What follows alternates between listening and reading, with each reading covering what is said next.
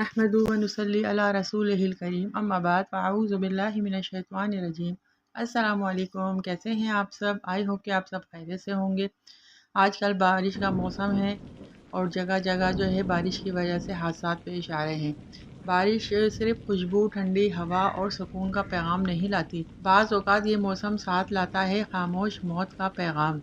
ऐसी मौत जो ना दिखाई देती है ना सुनाई देती है, बस एक झटका और सब कुछ ख़त्म।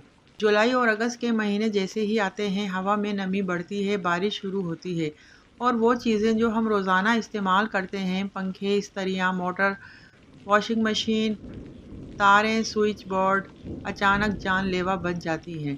कितने चिराग बुझ जाते हैं, कितने ख्वाब बिखर जाते हैं, सिर्फ एक छोटी सी लापरवाही की वजह से। क्या मालूम अगला शिकार हम ही ना हो या हमारा कोई प्यारा।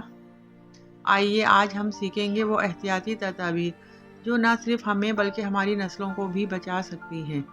सबसे पहले तमाम इलेक्ट्रिक एशिया को टेस्टर से चेक करें, चाहे वो पंखा हो, इस्त्री हो या मशीन हो। हर सॉकेट और स्विच बोर्ड का रुख बदलिए और टेस्टर से करंट चेक कीजिए।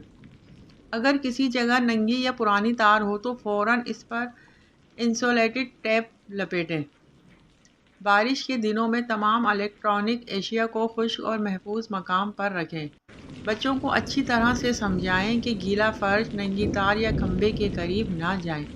अगर पंखे या मशीन की जगह बदलनी हो तो पहले स्विच बंद करें, उसके बाद हाथ लगाएं।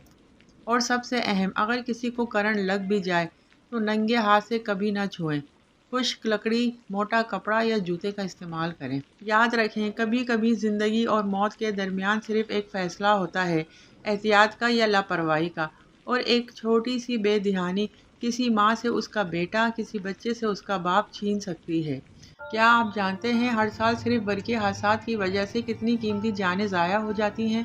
वो पंखा जो आपके सर पर चल रहा है, वो वॉशिंग मशीन या गीले फर्श पर पड़ा एक तार, सब कुछ जानलेवा बन सकता है अगर हमने एहतियात ना की। आज इस वीडियो को देखकर सिर्फ अपने घर में अमल ना करें, इस पैगाम को दूसरों तक भी पहुंचाएं। आपका एक शेयर किसी की जान बचा सकता है।